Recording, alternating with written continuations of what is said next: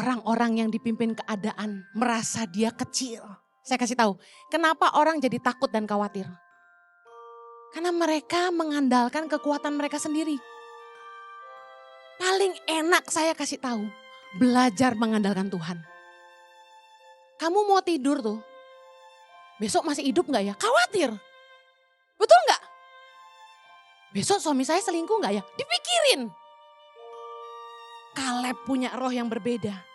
Karena dia bisa melihat bahwa Tuhan sanggup memberikan kemenangan. Bilangan 13 ayat 31. Orang-orang yang pergi ke sana bersama-sama dengan Kaleb dan Yosua berkata gini, kita tidak dapat maju menyerang bangsa itu. Karena mereka lebih kuat dari kita. Orang-orang yang dipimpin keadaan merasa dia kecil. Saya kasih tahu, kenapa orang jadi takut dan khawatir? Karena mereka mengandalkan kekuatan mereka sendiri. Paling enak saya kasih tahu, belajar mengandalkan Tuhan.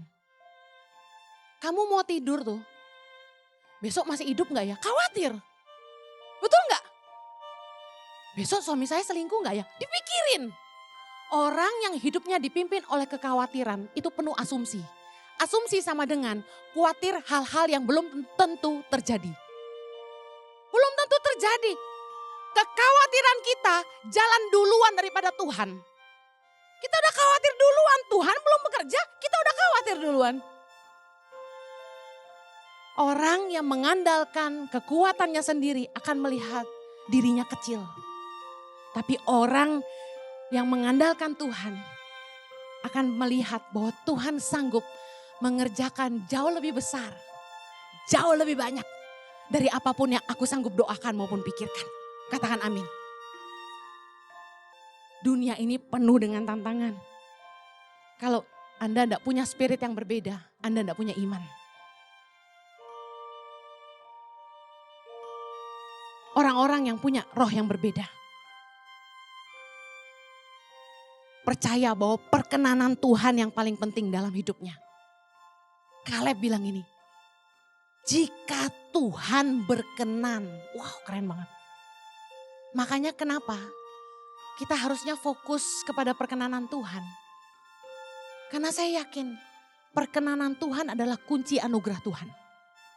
Kamu mau rumah tanggamu diberkati? Kamu harus sehati, harus sepakat. Harus setia sama pasanganmu. Kamu mau usahamu diberkati, harus jujur. Bisnislah dalam takut akan Tuhan. Yang kamu kejar itu bukan duitnya, tapi perkenanan Tuhannya. Berkat itu cuma akibat. Perkenanan Tuhan tuh kunci dari segalanya.